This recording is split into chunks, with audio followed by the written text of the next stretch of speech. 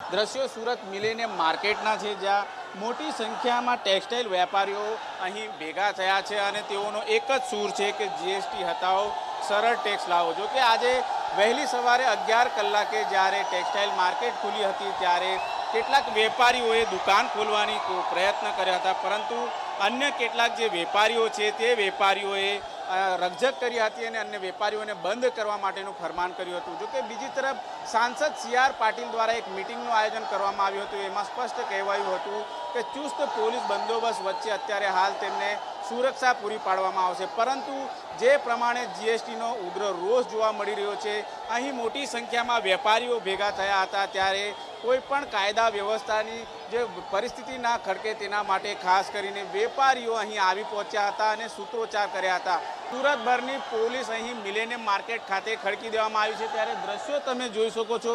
મોટી સંખ્યામાં પોલીસ કાફલો અત્યારે હાલ રિંગ રોડ ઉપર ઉપસ્થિત થયું છે.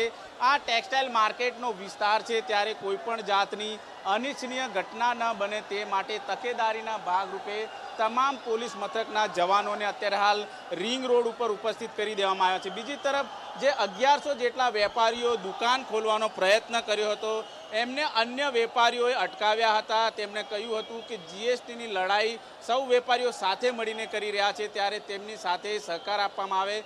જોકે તમામ ટેક્સટાઇલના વેપારીઓ અત્યારે હાલ મિલેનિયમ માર્કેટ ખાતે ઉપસ્થિત થયા છે. તેઓ અત્યારે હાલ સૂત્રોચ્ચાર કરી રહ્યા છે. તેઓની એક જ માંગ છે કે જીએસટીમાં જે પ્રમાણેનો ટેક્સ લાગુ કરવામાં આવ્યો છે એ ટેક્સ હટાવી લેવામાં આવે. માત્ર ને માત્ર યાન ઉપર તેઓ ટેક્સ લાગુ કરશે તો તેમને ચાલશે. પોલીસ સાથે અત્યારે હાલ તૂતુ મેમે થઈ રહી છે, ત્યારે પોલીસ પણ અન્ય કેટલાક વેપારીઓને ખસેડવા માટે પ્રયત્ન કરી રહી છે, પરંતુ અત્યારે વેપારીઓમાં ભારે ઉગ્ર રોષ જોવા મળી રહ્યો છે.